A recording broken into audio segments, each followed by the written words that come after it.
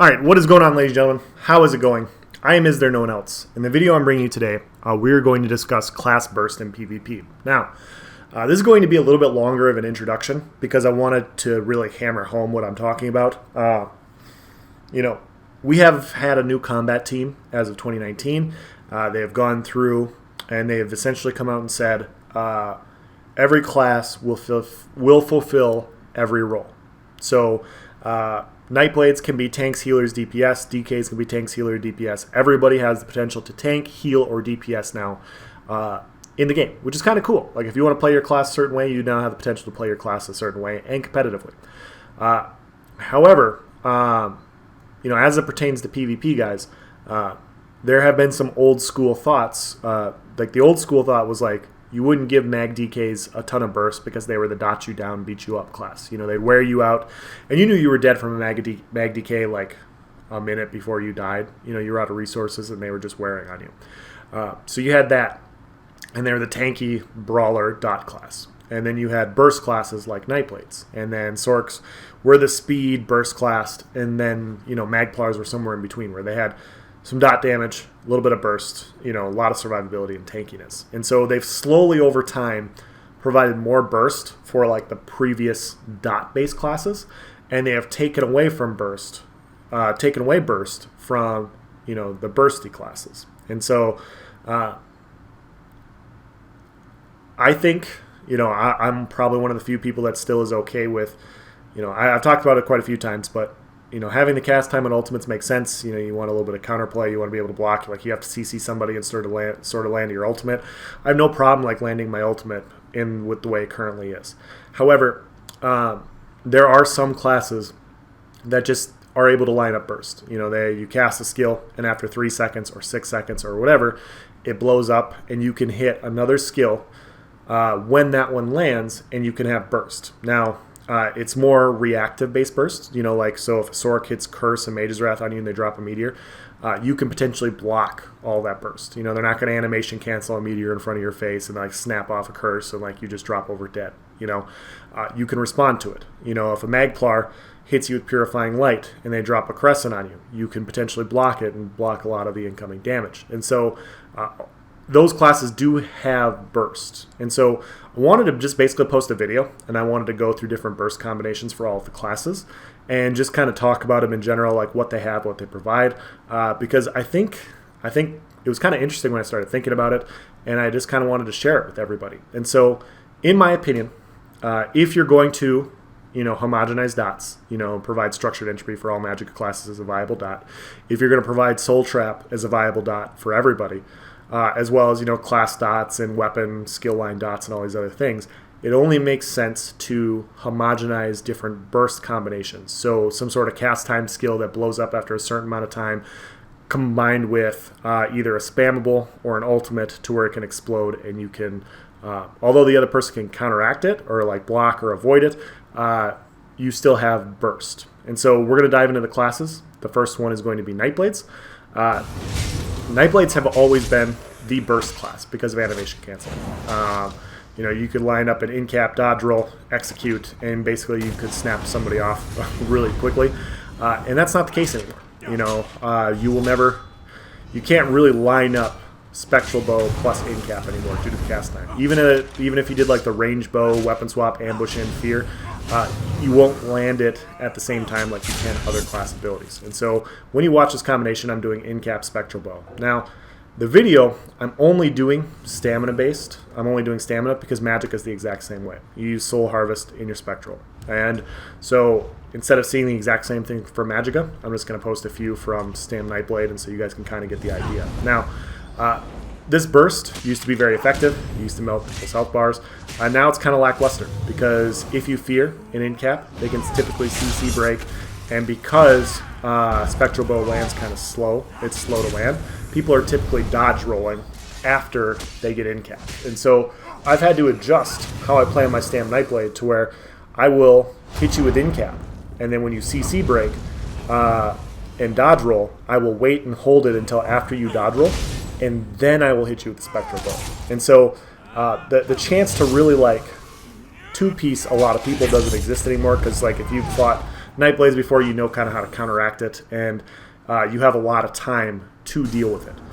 Templars, both Templars are in a pretty good spot with Purifying Light. Magic Templar first. You can land your Purifying Light. You can hit a few sets of sweeps. After about 5 seconds, you hit your Crescent, and so then your Crescent hits, and your Purifying Light goes off, and you can have Burst with your ult plus a skill. If you wanted to be a Magplar and you wanted to use the other form of Dark Flare, I forget what the morph is, but it's the AoE one, you can have 3 skills all hitting at the same time. So your Crescent, plus your Purifying Light, plus your AoE kind of, you know, pulsar basically, all can land at the same time, giving Magplars actually a really nice burst. And they've never really been like the super bursty class, but now they have burst potential. And it's fun to play in PvP because, you know, as we know, burst is kind of king. And so, once again, guys, Purifying Light, a couple sets of sweeps. You can still animation cancel Crescent, and they land at the same time. It all blows up, and it's a lot of burst. Stamplars aren't the same way. You know, Stamplars don't have 3 skills that they can activate and pulsate at the same time, but you do have jabs, Power of the Light, and you can land your ultimate right before your Power of the Light goes off. Onslaught is obviously very powerful, which is making Stamplars even more powerful in comparison because you have this really high burst ultimate like Onslaught to go with Power of the Light burst. And so you can land this all at the same time, and it's very bursty. Now, as far as Dragon Knights go, guys, they were never the burst class, but they've added burst to Dragon Knights, namely with Molten Whip. Being able to stack 3 Ardent Flame abilities allows you to stack your Whip a lot higher, and so it gives you burst potential with your Leap and your Whip. Now, you can't animation cancel it, obviously, but you can coincide your Leap plus your Whip with something like Flames of Oblivion or Deep Breath, into where they can both land at the same time. Your Deep Breath and your Leap can land at the same time, and after you CC people, typically you can land your Whip, and so you can have, in quick succession, all 3 of these skills land at the same time. Now, I'm not saying that this is what all Mag DKs do. You know, I've used Flames of Oblivion successfully in the past because, you know, I didn't need a heal there. With how damage currently is, I can't use Flames of Oblivion. I typically need to use Cauterize. Nernstorm has used Deep Breath plus Leap very successfully on his videos, just as an option. You can obviously land those 2 things, and then with the CC, you have the ability to land your high-stacked Whip. So, Mag DKs have pretty good bursts. Now, Stam DKs, not so much. Stam DKs have their D-Swing, and they have their Leap. And it's going to function similarly in the same way that a Mag DK does. You have your CC, you're going to CC them, and then you Leap on them, and typically you can land your Leap before they CC break. You know, not all the time, but more often than not, you can do that. And they won't land at the same time like other skills, but it's not too bad. So, Stam DK, it is a good class. I'm not saying that it's not, but as far as like burst potential goes, you cannot line up skills on a Stam DK in the same way you can line them up on a Mag DK. Now, yeah, once again, like Stam DK is obviously one of the better classes in the game. I'm not saying that they're bad. It's just as far as burst goes, you know, although there is a delay, like having that CC does work out pretty well. Now, Sorcerers are interesting because you have the Cadillac of Burst itself in the Magisork. Magisork, you can land your Curse, your Mage's Wrath, your Frag, and an Ultimate all at the same time. You have 4 skills that you can potentially line up to land all at the same time and kill somebody. If you're running a Petsork last patch, the Matriarch could also land at the same time. So you're talking about 5 skills on your bar that can all line up and basically burst people down. And so, I don't do it super well in this, but you can see like there's the potential there to line up all this burst. And so Sorcerer has always been fun because if you line it up properly, you can basically kill anybody. And I would like, you know, if we're going to provide, you know, universal dots for everybody, I would like to see burst potential like this lined up for everybody as well, so that everybody has the chance to burst people down. And so Sork is obviously top tier as far as burst goes. I don't think anybody can argue that. Like Sork burst currently, although you can mitigate it, you can avoid it in some ways.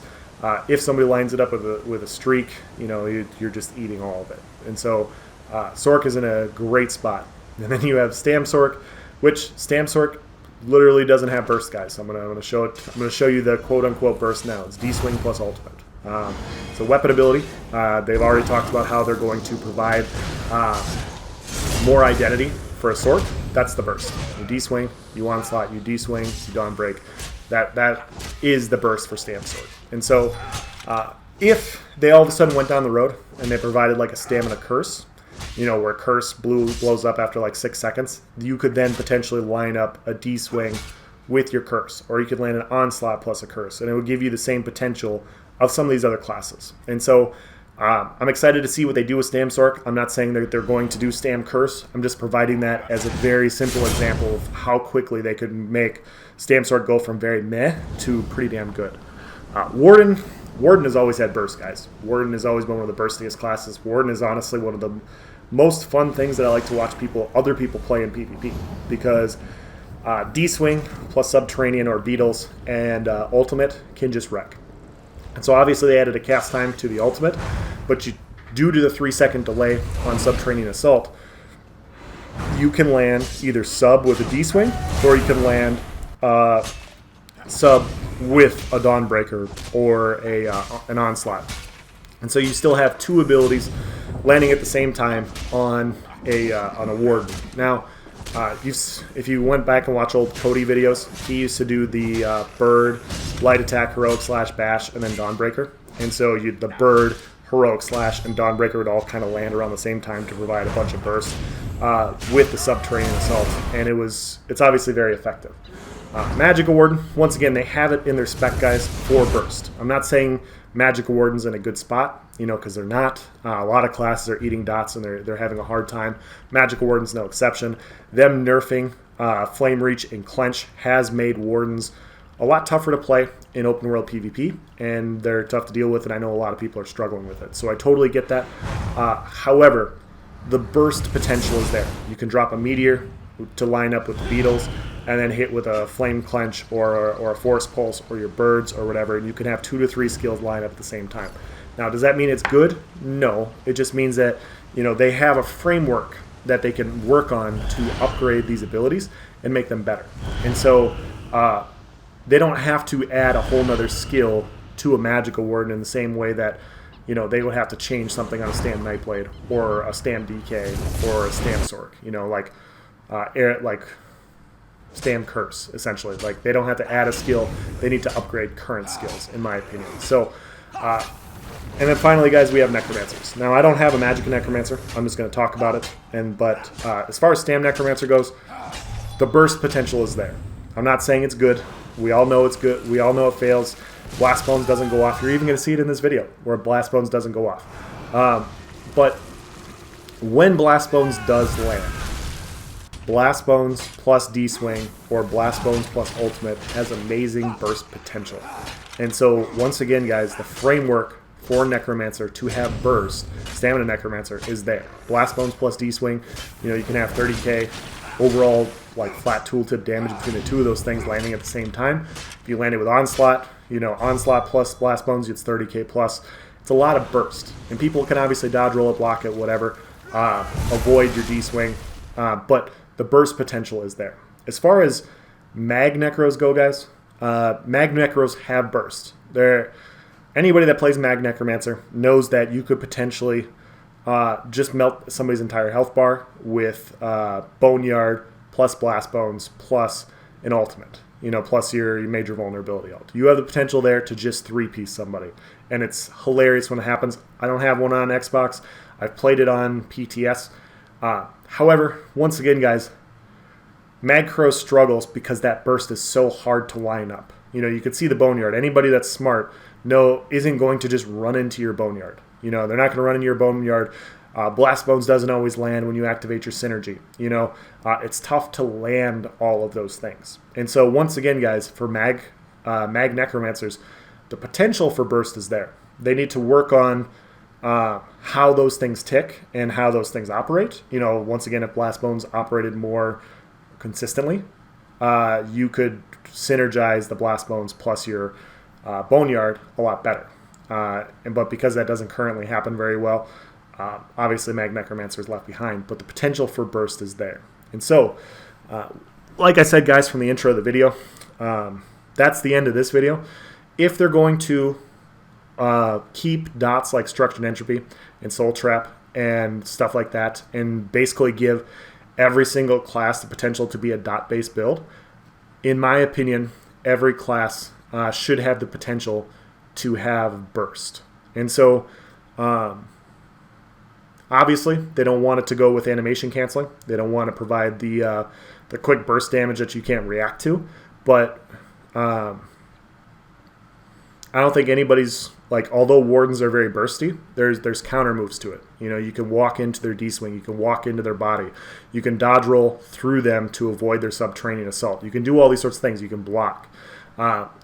So although they do have burst, you can counteract that burst. And so I would like to see every class have burst. You know, like I said, with Stamina Sorcerer, you add a curse. You know, like I said, Nightplates, I don't know how they would go about doing it because you have the framework there for your in-cap and Spectral Bow. I think if they sped up the Spectral Bow, I think that would be good. Since you're adding a cast time to ultimates, it only makes sense to speed up the Spectral Bow so that it lands a little bit more consistently. Now keep in mind, guys, you know, curse is undodgeable, okay? Curse always lands. It will always hit the person you hit it on. They can't dodge roll and avoid it. Subterranean Assault is an AoE, so they have to move in a huge distance in order to avoid it. Blast Bones, Bones when it explodes, is also an AoE. Spectral Bow is not. It's single target. And so it's a lot easier to avoid a Spectral Bow burst currently than other burst-based things. And so I would like to see them speed that up a little bit more. It'll obviously still have some counterplay because, like I said, you can dodge it easier than the other abilities. But with the cast times, I think that only makes sense to provide that little bit extra burst that Nightblades are lacking. Like I'm not saying Nightblades are below Stam DKs and Stam Sorks because they're not. I'm just saying that they're in the lower tier. You know, everybody else has this potential, this burst potential, and it's all going to be realized a lot better once they adjust dots. And so a lot of classes are struggling right now due to the crazy amount of dots. Once they bring that back in line, then you'll see some classes that previously had a ton of burst all of a sudden, you know, leap to the forefront again and being able to kill people. So this is my video on just discussing burst. If you guys have any questions or comments, please provide it in the section below. I'll do my best to answer it. Thank you for watching, guys. Have a nice day.